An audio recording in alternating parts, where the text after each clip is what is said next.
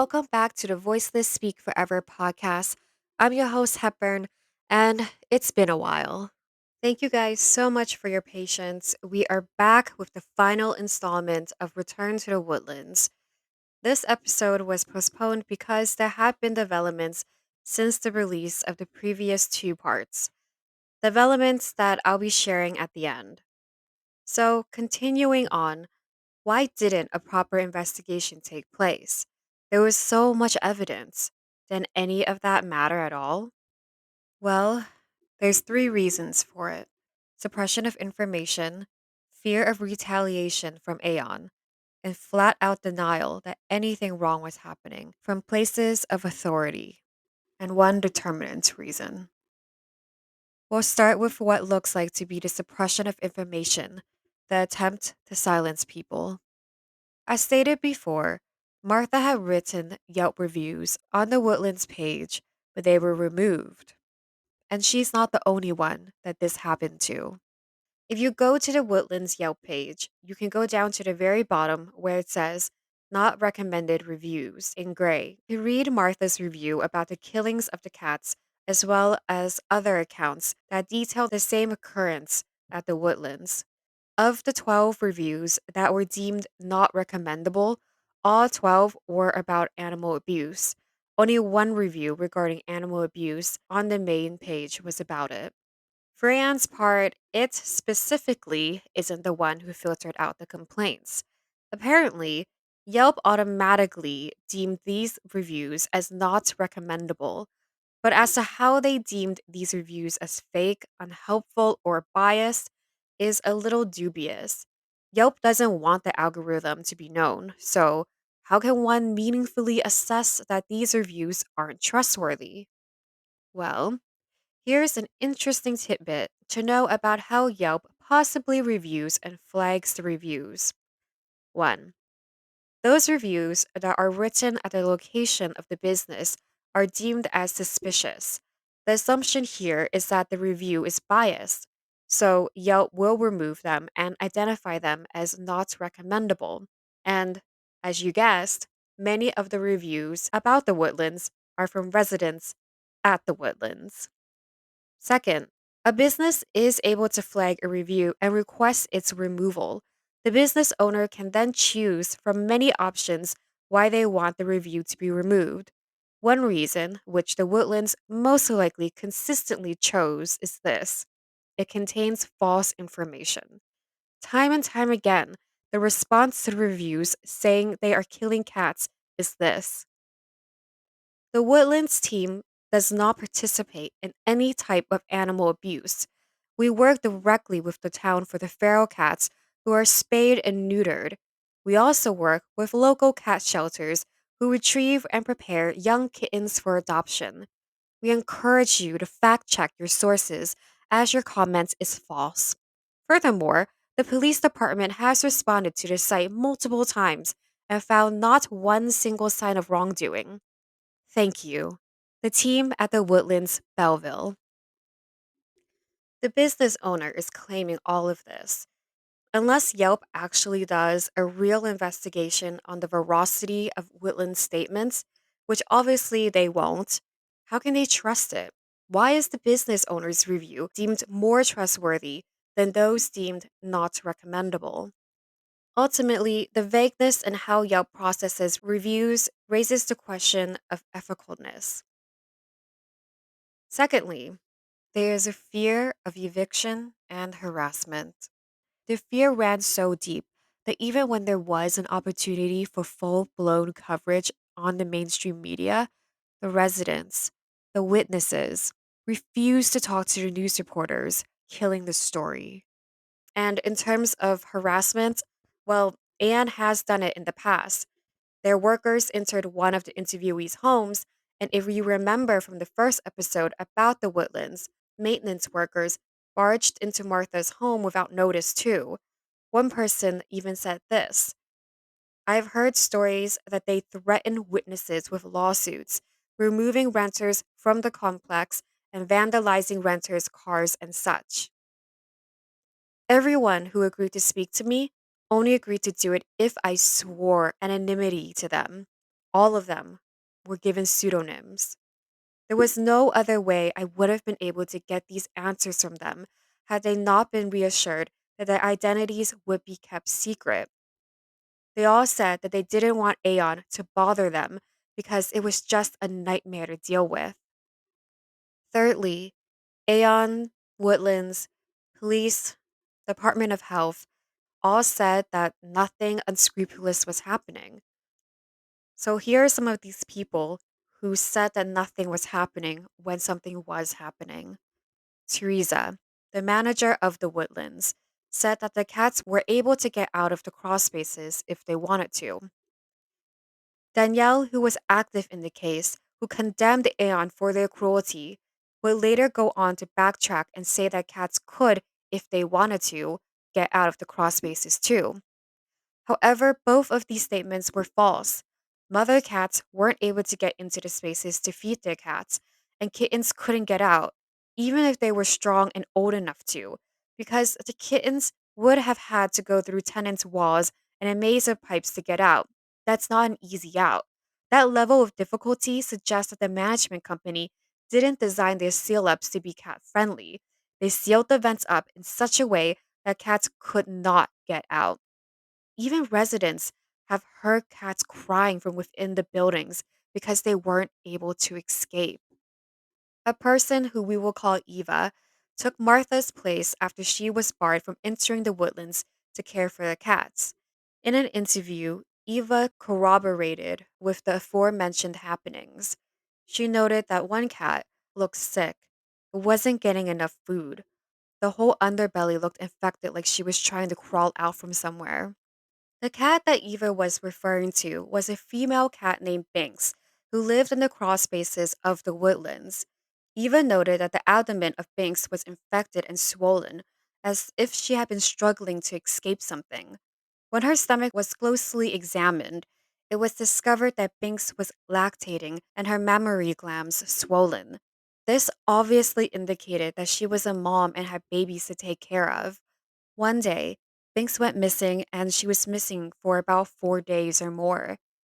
Isabella opened one of the sealed crawl spaces to see if Binks was in there. She was. She was trapped in there with her babies, and there were skunks in there too. Once Teresa learned that the crawl spaces had been opened, she ordered the maintenance men to close them permanently. There is a video of the man closing it, which will be posted on the VSF Facebook page, or it can be viewed on Martha's Save the Woodlands page. On a side note, this man actually told Martha that he didn't care that there were cats in there. He would later go on to file a harassment complaint against her just because she spoke to him. When the space was closed, Banks was never able to get to her babies again. And because of this, all her little ones died from starvation and oxygen deprivation. The skunk also died. It should also be noted that the death of the skunk was not a one off. Aeon Management has killed wildlife before. A mother raccoon and her two babies, squirrels, and possums have also died after being sealed in the crawl spaces of the woodlands by the maintenance workers.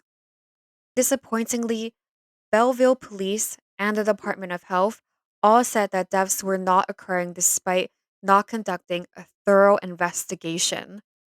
The statement that nothing was going on, it doesn't make sense. First, there have been too many people, and these people are credible. People who are professionally in the animal protection business, saying that the killings have happened. You heard it yourself. Danielle said these thefts were happening. Marty said it happened. Louise Ann said it. And Detective Stewart, he said it too.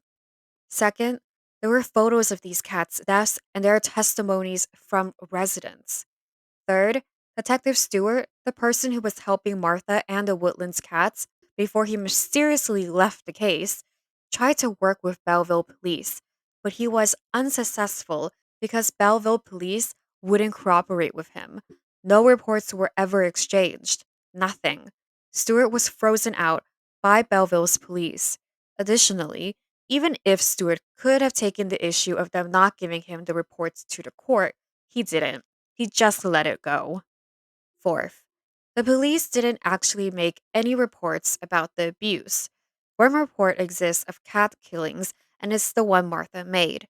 Martha met with the detective on the case, Anthony Abbott, and he said that there were other things, better things, he could be doing than investigating cat deaths. You can further see his dedication to the cause when a dead, disemboweled kitten was shown to him, and he said an animal was the one who had done it. This was an impossibility. The image, which will be posted on VSF, showed a straight cut line. Only a human can do that. If an animal did it, the organs would be damaged. Fifth, witnesses say that the Department of Health inspector called the cats pests and wanted them dead. There is a bias here and a strong indication that more could have been done to help the cats in an ethical manner like TNR, but those steps weren't taken in favor of more violent means. 6. There should have been a thorough investigation because Belleville is a TNR town with an ordinance. Since each state and municipality have its own set of rules about how to deal with feral cats, and since Belleville chose the TNR route, doesn't this mean that cats aren't viewed as pests in Belleville? So, killing them off would be an illegal act under the 2019 PACT Act, a law that made animal cruelty a federal crime. So, them not doing a deeper investigation is so puzzling and a missed opportunity to enforce the new law. Seventh, the Department of Health and the Belleville Animal Task Force didn't seem to know much about cat habits. The cats of the woodlands have more or less disappeared now. If Aeon actually did do TNR or worked with a rescue to ethically help the cats, the fact that there are so little cats left doesn't make sense. There will always be cats at the woodlands. Just because you take away one cat doesn't mean another cat won't come in and take its place. This is the vacuum effect. Other outdoor cats should have come in and taken these cats' places. But if there are no or so few cats left at the woodlands, and this continues being so, this indicates that something horrendous and unconscionable has and will continue to occur at the woodlands. If the police and the Department of Health don't see that this is a problem, especially after hearing the accusations that Aeon and the woodlands are killing the cats, then they just didn't do their jobs. They needed to do their due diligence and truly conduct a meaningful investigation into the woodlands cat killings. All of these points show the lack of care and professionalism of the police and the Department of Health. They could have pursued the case a little more, but they didn't. And finally, the biggest and most disappointing reason that a real investigation was not done is that everything I've just mentioned to you is circumstantial evidence. There are photos of dead cats and of makeshift homes reserved for the cats thrown into the garbage. There's a necropsy report.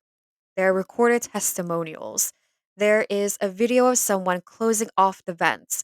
But because there is no solid evidence of the cats being killed by a worker, or paperwork stating from Aeon specifically that the workers were to murder all the cats, the police chose not to pursue the case further. And we all know what this means. If the case is not pursued, criminal charges cannot be made, and those who killed and hurt the cats will never suffer the consequences of their terrible, abhorrent, and sadistic actions. Here's what Aeon should have done. This is advice from the National Care and Control Association, a group dedicated to instilling animal welfare and public safety practices in communities.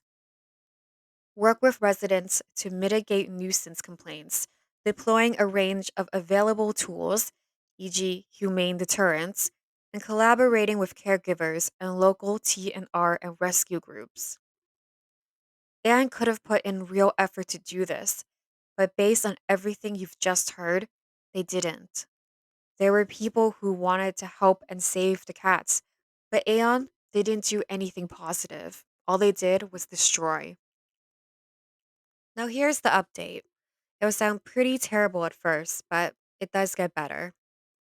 For a year or so, a new cat feeder had taken the place of Martha and Eva. Don't think of this woman as a saint because she's not. Far from it. We'll call her Karen. Karen fed the cats, but she fed them like pigs, throwing piles of food onto the ground for them. She reduced their amount as time went on, depriving the cats of more and more nutrition. She also didn't give them water. Their bellies were distended, not because they were full, but because they had parasites. And yet, Karen didn't provide medical care for them. There was one cat, an orange male tabby, who was later named Van Gogh, who embodied this mistreatment. For over a year, Van Gogh had a wound on his ear. That wound was a black eschar, or dead flesh. The wound was necrotic. Maggots were in it. He only received medical treatment when Robin from R&M Rescue trapped him in April of 2021. Mind you, Robin wasn't the one who first saw Van Gogh. It was Chloe. She alerted Martha to it.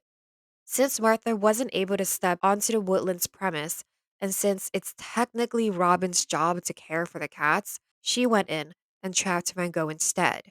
But remember that she wasn't the one who found him, she just trapped him. Van Gogh was housed with Martha initially. While she took great care of him, he wasn't having an easy go at recovering. He had to go under anesthesia 3 times for wound debridement, which is the removal of damaged flesh. Van Gogh has other issues too. He has FIV, or the feline version of HIV, and combined with that, his low weight and such a terrible wound, the vet actually recommended that he be put down. But Martha refused because he deserved a fighting chance. And right now, he is at another vet who is taking care of him as he heals. And to think, Karen had the balls to message Martha in March of 2020 and tell her that the cats were doing well, that they were happy and healthy, and that she shouldn't bother with them anymore. Disgusting. Since the release of part 1 and 2 of Return to the Woodlands and the revelation of Van Gogh, an Aon Management corporate manager, who we will call Pamela, reached out to Martha. From these conversations, there was a promise that they would help pay Van Gogh's bill and vet bills in general for the cats. If you are able to help, I'll leave a PayPal link below. But that's not all they're talking about. In general, they're talking about how best to take care of the cats. And here's some tidbits. Martha suggested that Pamela get some nice water stations for the cats, and she complied. Discussions are still ongoing about a feeding plan.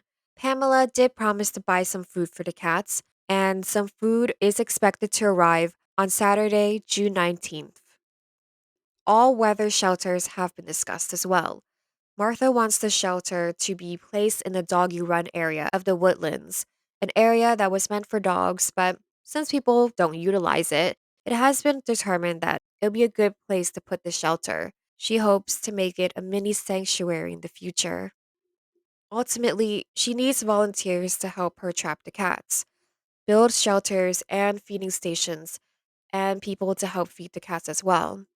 If you are in the Belleville, New Jersey area and are interested, please do help. Honestly, it's great that these talks are going on. It's very progressive, but only time will tell what will actually happen. But before we end this episode, it's only right to read little descriptions of some of the cats that have perished at the Woodlands, as well as a memorial poem written for them by Jennifer Ross.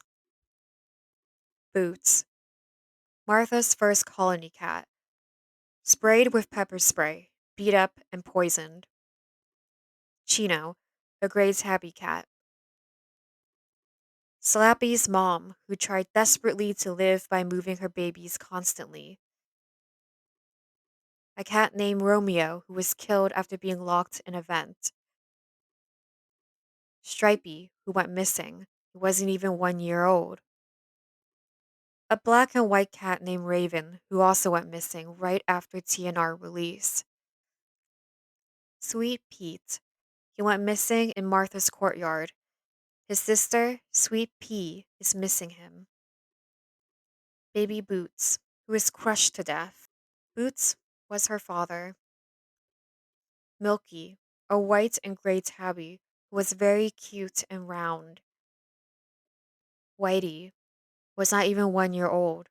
She was heavily pregnant, and after she delivered, she was slaughtered. Another cat, Willie, who Martha saved, had some of her babies. Martha named one of them Whitey, like their mom.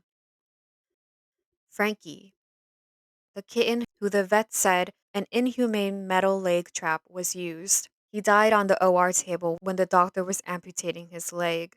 His little heart stopped beating. Frankie's siblings died as well. Mama. She was the cat who came to eat at Martha's back porch with three of her babies. While Martha was walking the complex, she saw her dead. She was poisoned. Martha saw the blue pellets in her food. Her babies were slaughtered as well. 5 white tabbies also have gone missing, and all the black cats. All of Martha's courtyard kittens that she called trick or treaters because they came by her back door, making noises as though they were knocking, are also missing. Mama raccoon and her babies, they've all died as well.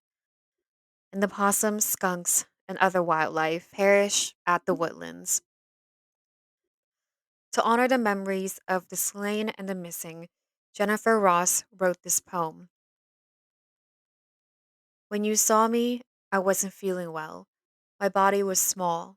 I was so frail.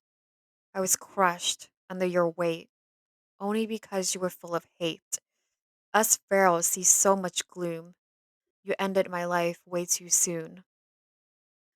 I wanted someone's help, but instead was hurt so bad because you considered me a pest and made you mad. I needed someone I could trust. Instead, I was crushed. So that was the last follow up episode of the Woodland Cats. If you or anyone you know can help these cats, please do so. I'll include Martha's Facebook page in the show notes. You can contact her from there. Also, Martha is in need of a pro bono lawyer, so if you know anyone, please do contact her.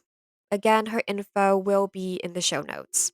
Lastly, Martha will be holding a vigil. If you want to attend, there'll be information on her site. Thank you guys so much for listening and for being so patient. Remember, please tell people about this podcast, subscribe to it, and please rate and review. Please feel free to visit VSF's IG page, the VSF official. I post eye candies nearly every Friday, so if you want to see your little one on there, just DM me. And if you have a story to tell or you need a story to be told because the mainstream media just won't cover it, please contact VSF official podcast@gmail.com. And lastly, which I'm pretty excited to announce, I started a VSF website. It's www.thevoicelessspeakforever.com. There's merch now, so if you want to support VSF monetarily and help it grow, please do check the shopping section. Of very important note, there's a section called VSF and Afsoon. All profit from that collection will be going to Plush Bear Shelter, a dog rescue in China that saves dogs from the meat trade. We chose this particular charity because the Yulin Festival is coming, an annual event in Yulin, China that tortures and kills dogs for consumption. It lasts for 10 days and it is extremely gruesome. These dogs are tortured to death, and it's happening in 5 days on June 21st. So please consider purchasing some of the VSF and Offsoon items so we can help as many dogs as we can. So that's about it. The season finale will be next week, and it'll feature a photographer who is also an animal communicator. Until next Wednesday, toodles!